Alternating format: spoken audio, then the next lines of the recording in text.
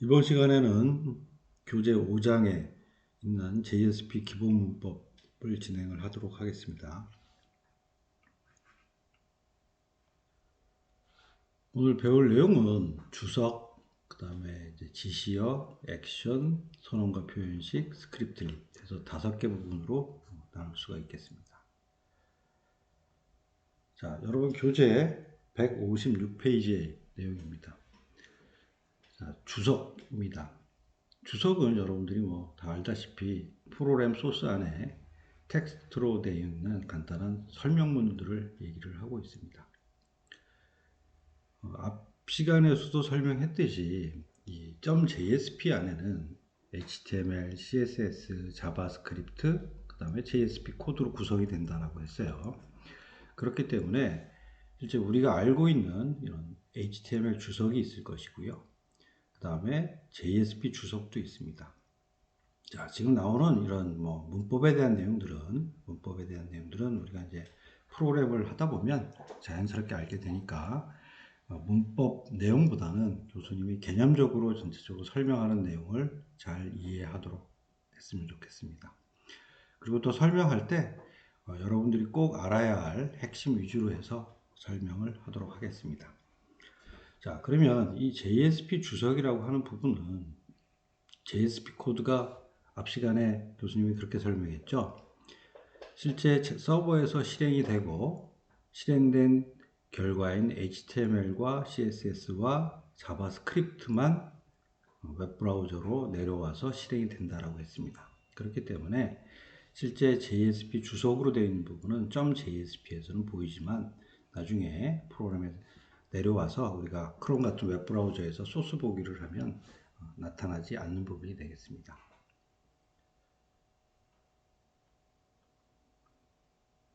자, 두 번째는 이제 지시어입니다. 지시어라는 것은 JSP 파일의 속성을 기술하는 부분이 되겠습니다. 즉, 이 지시어 부분은 실제 실행하는 것은 아니에요. 실제 JSP 컨테이너라고 하는 이제 우리 같으면 톰캣이 그 역할을 실행을 할 건데 톰캣에다가 이 해당되는 JSP 페이지를 어떻게 처리를 해야 할지 정보를 전달을 해야 되는 그런 역할을 하고 있습니다. 그리고 지시어는 크게 이제 페이지 지시어와 include 지시어가 있는데 이 중에서 우리가 많이 쓰게 되는 부분들은 이제 페이지 지시어를 많이 쓰게 됩니다. 그 다음에 include는 이제 필요시에 저희가 쓸 수 있는 부분이죠. 자, 첫 번째 이제 페이지 지시어를 좀 설명을 하겠는데 보통 JS 페이지 맨 앞에 위치를 하면서 이 JSP에 대한 정보를 나타내겠죠. 그래서 지금 보면 문법은 꺽쇠와 퍼센트와 골뱅이로 시작하게 되며 이제 페이지, 그 다음에 속성 이꼴 속성값, 속성 이꼴 속성값이라는 문법을 갖고 있게 됩니다. 자, 밑에 예제를 보면 우리가 이클립스에 환경 설정을 했기 때문에 우리가 JSP 파일을 자동으로 생성하게 되면 이런 지시어 소스는 자동으로 생성을 해주게 됩니다. 대부분은. 자, 그 다음에 또 우리가 필요시에 따라서 추가를 할 수 있는 부분도 있겠죠. 자, 그러면 지시어 부분이 우리 교재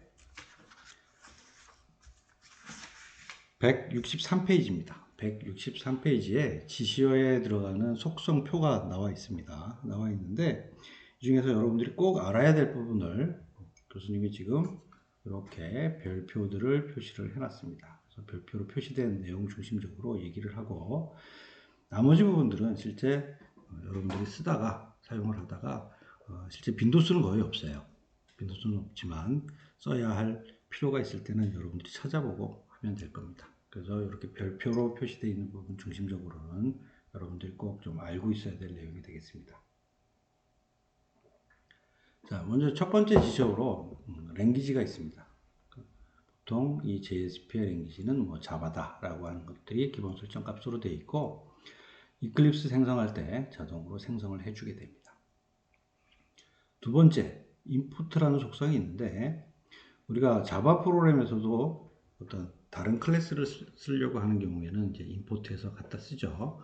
마찬가지로 JSP 안에도 우리가 자바 코드를 넣을 수 있기 때문에 그때 들어가는 자바에서 사용하는 자바 클래스들에 대해서는 요 지시어인 페이지 지시어인 임포트 속성으로 정의를 해서 사용하게 됩니다. 자, 그 다음에 여기 지금 에라 페이지와 관련된 부분이 이제 두 가지가 있는데요. 보통 에라가 나면 뭐 404 나파운드 에라가 난다든지 하면 화면상에 다 영문으로 되어 있는 이런 보기가 안 좋은 이런 형태로 에라가 납니다. 그래서 통상 프로그램을 작성을 할 때 에라가 나는 경우에는 특정 페이지에서 그 에라 처리를 하도록 넘겨줄 수 있는 기능들이 있습니다. 그래서 여기 보면 에라 페이지라고 하는 속성은 그 페이지에서 오류가 발생하면 호출되게 될 어느 페이지를 호출한다 라는 것들을 지정을 하게 되는 것이고요. 그 다음에 호출된 오류에 대해서 처리를 해줄 때 is error page라는 부분으로 또 속성을 정의를 해주게 됩니다. 자, 그 다음 컨텐트 타입이라고 하는 부분들은 어플리케이션을 지정해주는 부분과 캐릭터 셋을 설정해주는 부분인데 이것도 마찬가지 우리가 이클립스에서 자동 생성을 해줍니다. 자, 우리가 설정해준 부분들은 다 UTF-8이죠. 그래서 UTF-8로 정의가 돼서 나올 겁니다. 또 마지막에 있는 페이지 인코딩 같은 경우도 우리가 UTF-8로 자동으로 설정을 해줬기 때문에 이클립스가 자동으로 설정을 해주겠습니다. 자, 그러면 이제 하나씩 간단하게 어떻게 생겼는지 문법적으로 좀 보도록 하겠습니다. 자, 여러분 교재는 165페이지입니다. 자, 랭귀지는 랭귀지 이퀄 자바라고 해서 이렇게 표시를 해주면 되고요. 임포트인 경우에는 우리가 실제 자바 소스에서 사용하게 되는 임포트 시켜주는 요 패키지. 자, 그 다음에 .**이면 그 패키지 안에 들어가 있는 모든 클래스를 의미했죠. 그 다음에 다음에 만약에 클래스명을 쓰게 되면 특정 클래스를 임포트 한다라는 의미였습니다. 그래서 이것도 꺽쇠 %골뱅이 다음에 페이지하고 임포트 이퀄 해서 패키지를 작성을 해주고요. 그 다음에 임포트 해줄 패키지가 많은 경우에는 이렇게 콤마로 구분해서 한꺼번에 작성할 수도 있고 아래와 같이 나누어서 작성을 할 수도 있습니다. 자, 다음은 이제 앞에서 이제 별표 표시는 하지 않았지만 우리가 이제 세션이라고 하는 부분도 하나 존재를 합니다. 자, 세션이라고 하는 부분은 아마 여러분들이 그런 경험을 했을 거예요. 우리가 인터넷에서 쇼핑을 할 때 내가 로그인을 하지 않았는데 실제 장바구니에 넣으면 그 상품들이 다 들어가고 그 웹브라우저 상에서 다른 웹사이트를 열심히 서핑을 하다가 다시 돌아가서 그 쇼핑몰의 장바구니를 열면 그 안에 물건들이 다 들어있었죠. 그때 저장소로 활용하는 부분이 요 세션이라고 하는 부분이 되는데 이 세션은 이제 다음 시간에 또 얘기를 하겠지만 JSP 내장 객체 중에 하나입니다. 그래서 그 객체로 구성이 되어 있기 때문에 여기에 정보를 담아서 사용을 하게 되고요. 그 다음에 기본값은 true입니다. 사용할 수 있어요. 그래서 우리가 따로 세션을 사용한다라고 해서 페이지 지시어에 따로 기술해 줄 필요는 없는 부분이 되겠습니다. 자, 그 다음에 이제 에라 페이지, is 에라 페이지는 앞에서 설명했듯이 만약에 이 해당되는 페이지에서 에러가 나면 지금 예제에서는 오류 처리 파일.jsp라고 하는 요 JSP를 오픈을 해라 라는 의미고요. 그 다음에 오류 처리 파일이라고 하는 JSP는 나는 에러가 났을 때 내가 처리를 한다 라는 의미로 해석을 하시면 되겠습니다. 자, 그 다음에 이제 콘텐트 타입은 좀 두 가지 용도가 있는데 우리 아마 인터넷을 사용하다 보면 이런 경우가 있을 거예요. 해당되는 콘텐츠를 클릭을 했더니 자동으로 MS 워드가 열린다든지 PDF가 열린다든지 그 다음에 파워포인트가 열린다든지 이렇게 동작을 하는 경우가 있었을 겁니다. 그래서 그런 경우에 해당되는 이 페이지는 실제 오픈을 해주는 어플리케이션이 뭐냐라고 하는 부분들을 정의를 하게 되고요. 지금 예제에 나왔듯이 만약에 이 페이지는 MS 워드로 열어라 라고 하는 경우에는 이렇게 설정을 해줄 수가 있습니다. 하지만 우리가 이제 기본적으로 프로그램에서는 이제 HTML을 열기 때문에 기본은 텍스트 밑에 HTML로 콘텐츠 타입이 만들어지고요.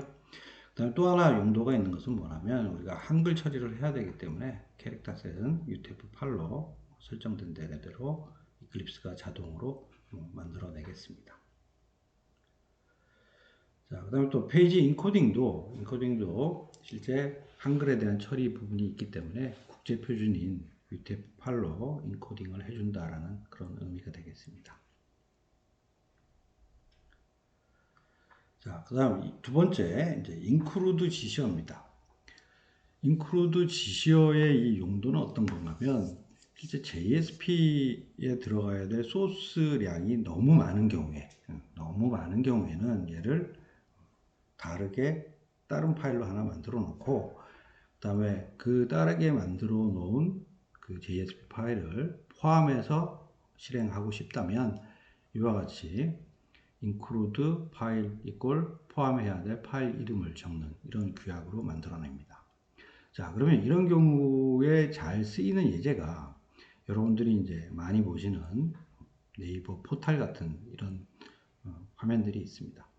자, 우리가 눈으로 보기에는 마치 한 개 JSP처럼 한 개 화면처럼 이렇게 보이지만 실은 이렇게 구성하기 위한 우리 눈에 보이지 않는 JSP 한 개와 그 다음에 여러 개의 나누어진 즉 모듈화된 JSP를 조합해서 이렇게 화면에 표시가 되는 형태가 되겠습니다. 이렇게 하는 이유는 실제 실행 속도를 좀 빠르게 하는 즉 각각 여러 개의 파일들을 빨리빨리 웹브라우저 밑으로 다운로드하기 위한 용도도 있고요. 그 다음에 이렇게 각각을 모듈화 시켜 놓으면 이런 것들은 이 화면뿐만이 아니라 다른 화면에서도 활용할 수 있는 그런 장점이 있기 때문에 많이 사용을 하고 있습니다. 자, 그 다음에 여러분들 교재 태그 라이브러리라고 하는 부분이 177페이지에 나와 있는데 자, 이거는 X 표시를 하세요. 우선 이것은 여러분들이 알고 있지 않아도 될 것 같습니다. 이거는 이제 한때 JSP 기능을 확장하기 위해서 커스텀 태그 라이브러리라고 하는 이런 내용들인데 실제 사용이 불편해서 잠시 이런 기술이 나왔지만 교수님 봐서는 현재 활용하고 있는 데는 거의 없습니다. 그래서 이 부분은 여러분들이 꼭 알고 있지 않아도 되는 내용이 되겠습니다. 자, 다음은 이제 JSP 액션에 대한 내용인데 이것은 용도가 좀 두 가지가 있어요. 하나는 JSP 페이지와 페이지 간의 어떤 흐름 제어를 하는 용도로 하나 쓰이고요. 그 다음에 자바 빈즈 컴포넌트라고 하는 요거는 이제 뒤에서 이제 배우겠습니다만 실제 이렇게 나와 있는 부분이 점 클래스로 되어 있는 자바 클래스가 됩니다. 그래서 요거하고 서로 상호작용할 때 쓰는 용도로 두 가지 용도로 사용이 되겠습니다. 자, 그러면 여러분 교재 179페이지에서부터 180페이지까지 나와 있는 표가 있습니다. 표 중에 실제 사용하는 빈도수는 이제 아주 사용 빈도수가 높진 않아요. 높진 않고 또 다른 방법으로 개발을 할 수 있는 방법들이 있습니다. 자, 그래서 교수님이 여기 보면 동글뱅이 표시만 했어요. 그래서 꼭 알아야 될 부분이 아니다라는 의미에서 동글뱅이 표시를 했고요. 그래서 이것은 개념적으로 간단하게만 좀 얘기를 하고자 합니다. 자, 여기 지금 첫 번째 include 부분은 아까 페이지 지시어에 나왔던 include가 있었죠. 그래서 걔하고 좀 차이점이 있다면 앞에 나왔던 페이지 지시어에 나왔던 것들은 저 지시어에 나오는 include 지시어에 나왔던 것들은 실제 물리적으로 그 파일을 포함을 시켜버립니다. 그런데 이 액션에 나오는 include 자체는 논리적으로 연결해서 포함을 시키는 개념입니다. 그러니까 물리적으로 한 개 파일로 안 만든다라는 거죠.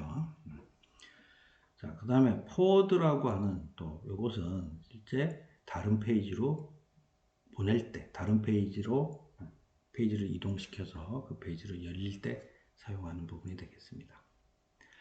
자, 그 다음에 이제 유즈빈이라고 나와 있는 유즈빈, set property, get property 이것이 한 개 쌍으로 움직이게 되는데 우리가 실제 자바 클래스에다가 조금 더 JSP 코드에 대한 부분을 좀 더 추가를 해서 실제 클래스에 대한 부분을 가지고 객체도 생성을 하고 그 다음에 뒷시간에서도 배우겠지만 JSP 내장 객체에 해당되는 곳에 객체를 만들어주는 그런 역할까지 해주는 게 이 유즈빈이고요.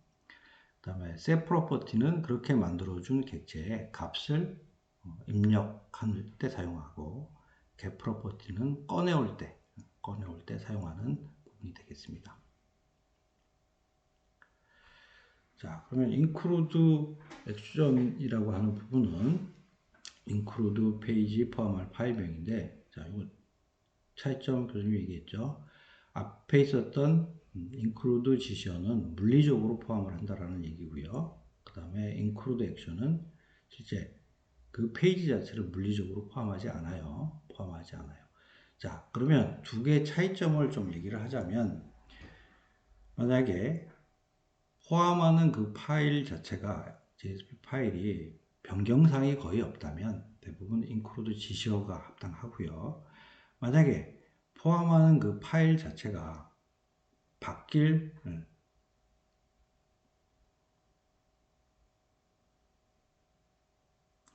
가능성들이 좀 많은 경우에는 액션을 이용해서 하는 게 더 유리하겠습니다.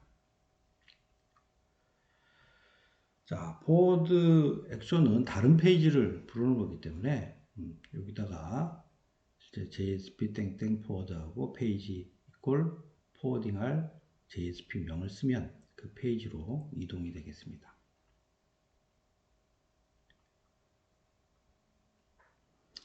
자, 유즈빈은 앞에서 교수님이 간단하게 설명을 했고, 요거는 7장에서 한번 설명을 다시 하도록 하겠습니다. 자, 다음은 이제 선언과 표현식인데, 선언 부분은 JS 페이지에서 메서드나 필드를 선언하기 위한 구문입니다. 그래서 이거는 실제 문법적인 규약을 보면 %의 느낌표를 써서 이 안에 자유롭게 메서드를 정의를 한다거나 아니면 필드들을 정의하는 방법이 되겠습니다. 자, 근데 이거는 교수님이 지금 X 쳤죠? 이것은 사용하지 않는 것이 바람직합니다. 자, 그래서 여러분들 아마 교재 185페이지에 나올 텐데 거기도 X 표시를 해주시기 바랍니다. 자, 그리고 여기 교수님이 지금 필드 가로 멤버 변수하고 멤버 변수를 싹 삭선을 했어요. 자, 우리 자바 클래스를 구성하고 있는 멤버는 뭐죠? 실제 생성자, 필드, 메서드 세 가지죠? 세 가지입니다. 자, 그런데 좀 옛날 과거에 실제 필드인 경우에 마치 그 클래스 내에서 변수처럼 사용을 할 수가 있었어요. 그래서 용어 자체를 멤버 변수라는 용어로도 불렀었습니다. 자, 근데 그 이후에 이제 표준화가 된 용어는 필드입니다.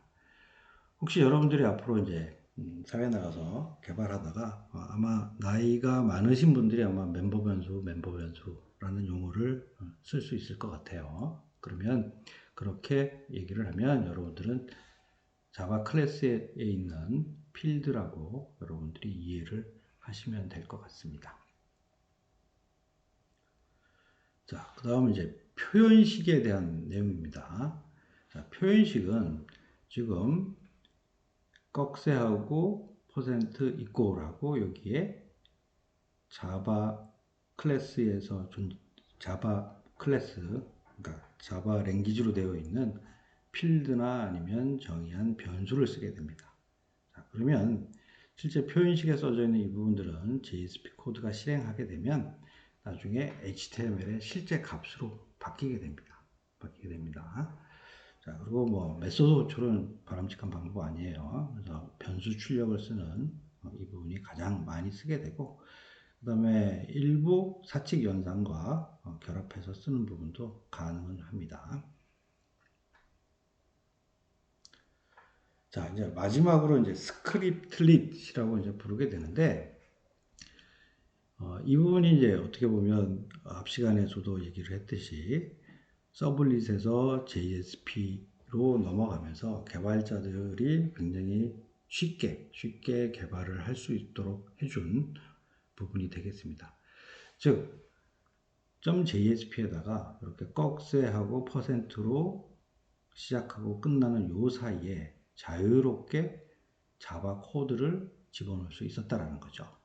그래서 실제 서버에서 실행을 할 때 여기에 있는 자바 코드가 바로 실행이 되고, 실행된 결과가 요 앞 페이지에 있었던 표현식에서